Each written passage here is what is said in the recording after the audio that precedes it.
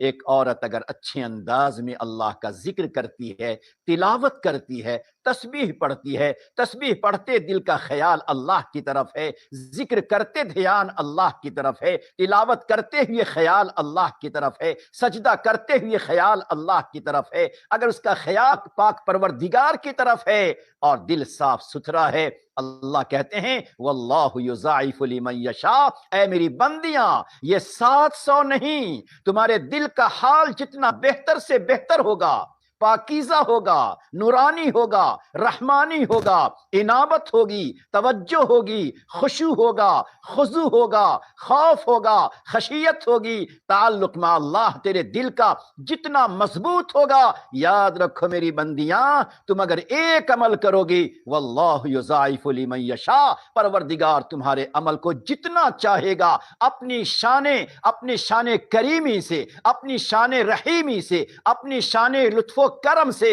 جتنا چاہے گا بڑھاتا بڑھاتا چلا جائے گا۔ محشر کے میدان میں جانے کے بعد بہت سے لوگ یہ تمنا کریں گے رب ارجعون لعلی اعمل صالحا، اے پروردگار ہمیں ذرا دوبارہ دنیا میں جانے دے، ایک موقع دے، ایک چانس دے، ایک مہلت دے، رب ارجعون، اے اللہ مجھے دنیا میں لوٹنے دے، لعلی اعمل صالحا، تاکہ دنیا میں جانے کے بعد میں کوئی نیک کام کر گزروں۔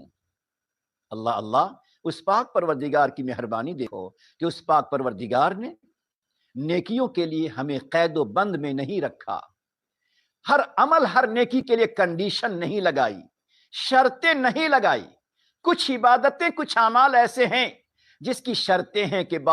وضو ہونا چاہیے، طہارت کی حالت ہونی چاہیے، پاکی کے دن ہونے چاہیے، لیکن اس کے علاوہ اور بہت سے اعمال ایسے ہیں، بہت سی نیکیاں ایسی ہیں اللہ نے کوئی کنڈیشن نہیں لگائی ہے، کوئی شرط نہیں لگائی ہے، تاکہ میری کمزور بندیاں یہ کہنے نہ پائے کہ میرے اللہ میرے پاس موقع نہ تھا،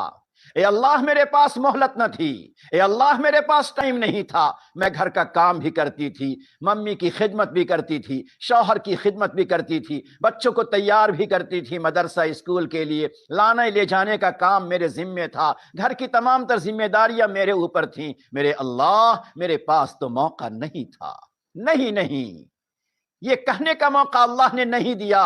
ایک اللہ کی بندی اگر اپنے بچے کو اسکول لے جاتی ہے، مدرسے لے جاتی ہے، کسی ضرورت سے کہیں اور جاتی ہے، وہ حضرت عائشہ کی طرح گھر سے نکلتی ہے، حضرت خدیجہ کی طرح گھر سے نکلتی ہے، اس کی زبان پہ اللہ کا نام ہوتا ہے، اس کی زبان پہ توبہ استغفار ہوتا ہے، اس کی زبان پہ درود پاک ہوتا ہے، اس کی زبان پہ قرآن کی سورتیں ہوتی ہے۔ اللہ اللہ، سڑکوں پہ چلنے والی ہزاروں ہیں، مگر یہ اللہ کی بندی وہ جا رہی ہے جس کے سروں، جس کے دلوں پر رحمتوں کی برسات ہو رہی ہے۔ ماں بہنیں، کیا کوئی بہانہ رہ گیا؟ کیا کوئی عذر رہ گیا ہمارے پاس کہ ہم کہہ سکیں میرے مولا میرے پاس تو وقت نہیں تھا؟ کیا کپڑا دھوتے ہوئے، گھر کی صفائی کرتے ہوئے، کھانا پکاتے ہوئے، اللہ اللہ، کیا اگر ہم کچھ پڑھ لیں تو اس میں کیا رکاوٹ ہے ہمارے لیے؟ لہٰذا ضرورت ہے میری ماں بہنیں، جو اللہ اتنا کریم ہے، جو اللہ اتنا رحیم ہے، جو رحیم اللہ کریم اللہ نوازنے پر آتا ہے، دینے پر آتا ہے، ہمارے دامن دل کو بھرنے پر آتا ہے، تو واللہ یضاعف لمن یشاء کہتا ہے۔ اللہ اکبر، کیسی کیسی نیکیوں پر اللہ مغفرت فرماتے ہیں۔ وہ پاک پروردگار اگر کسی کی ایک ادا پہ راضی ہو جاتا ہے، کسی کے ایک ادا پہ راضی ہوتا ہے، کسی کے ایک عمل سے اللہ خوش ہوتا ہے، نجات کا پروانہ اسے دے دیتا ہے۔ دو نوجوان بچے گزر رہے تھے، ماں نے تربیت کی تھی، بیٹا جب بھی کہیں باہر نکلو کچھ پڑھتے ہوئے گزرنا، بازار سے گزرو تو استغفار پڑھتے گزرنا، یہ پہلی ماؤں کی تربیت ہوا کرتی تھی۔ آج بھی بہت سی خوش نصیب مائیں ہیں جو اپنے گھروں سے بچوں کو مدرسے لے جاتی ہیں، خوش نصیب بیٹیاں ہیں جو اپنے گھروں سے بچوں کو اسکول لے جاتی اور کچھ پڑھاتے جاتی ہے، یہ پڑھتے چلو، یہ پڑھتے چلو، ننا منا بچہ پڑھتے جاتا ہے، یہ حقیقت میں ایک تربیت ہے۔ آج اسی تربیت کو ہمیں اپنی زندگی میں لانا ہے۔ تو ماں نے اس بچے سے کہا کہ بیٹا جب بھی بازار سے گزرنا تو استغفار کر لینا، کیونکہ گناہ کی جگہ ہوتی ہے۔ ماں بہنیں سنو، جیسے آپ خوشبو کی جگہ پہ جائیں، پرفیوم کی جگہ پہ جائیں، کسی پھولدار گارڈن میں جائیں تو آپ کو خوشبو لگتی ہے، ایٹومیٹک لگتی ہے، آپ چاہیں نہ چاہیں۔ اس طرح انسان گندی جگہوں سے گزرتا ہے، بے حیائی کی جگہوں سے گزرتا ہے،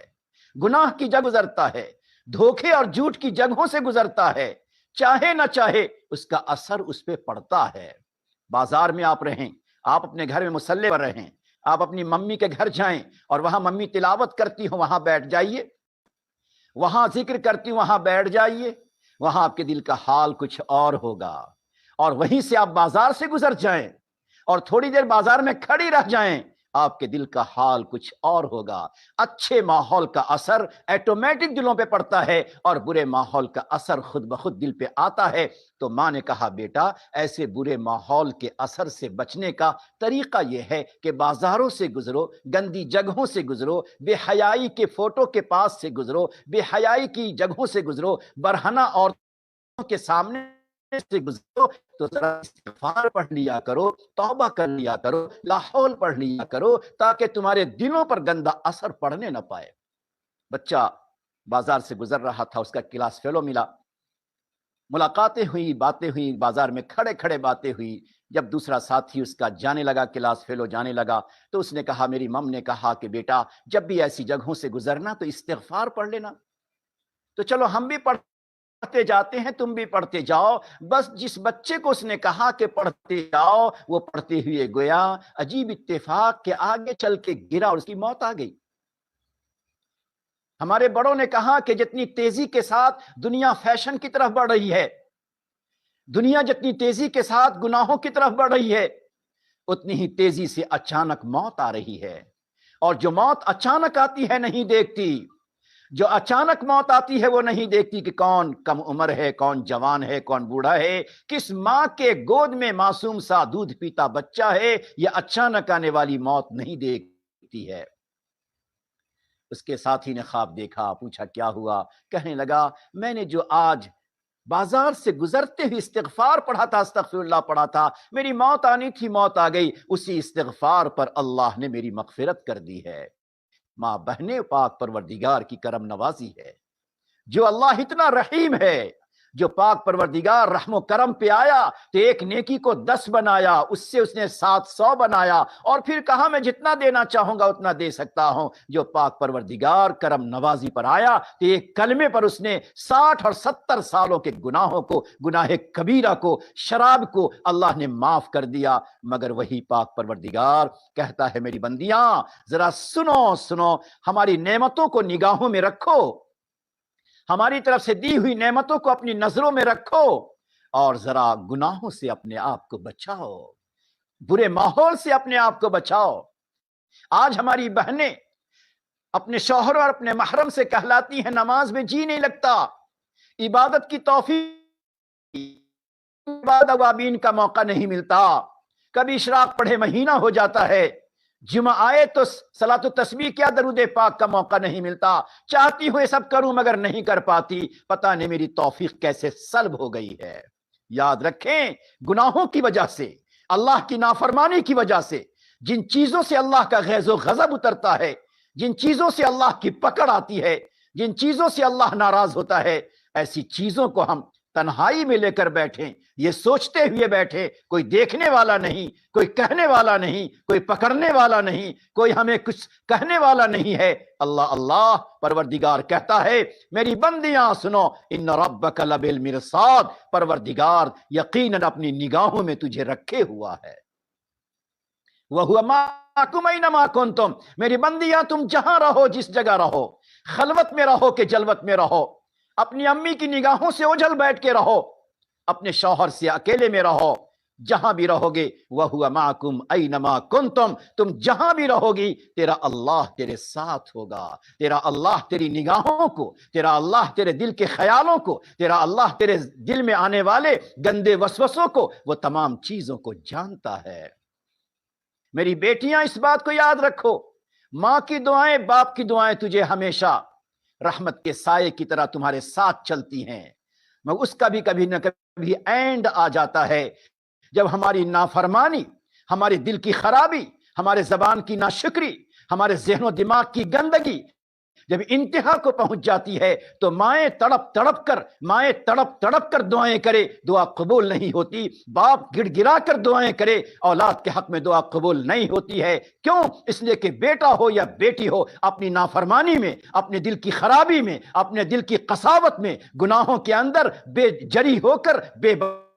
پاک ہو کر پڑے رہنے میں اور ماں باپ کی نافرمانی کرنے میں جب اس نے انتہا کو پہنچا دیا تو پروردگار کہتے ہیں اب تمہاری دعائیں رک گئی ہیں، تمہاری دعائیں قبول نہیں ہوتی ہیں۔ اس لیے میری ماں بہنیں، میری بیٹیاں، اگر چاہتی ہو کہ تمہاری ماں کی دعائیں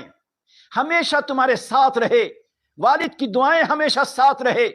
ان کی دعائیں تمہارے حق میں قبول ہوتی رہے، تو جو پاک پروردگار قبول کرنے والا ہے اس کے سامنے گناہ تو نہ ہو، گناہوں پہ جرت تو نہ ہو، گناہوں پہ ہمیشہ بے باکی تو نہ ہو۔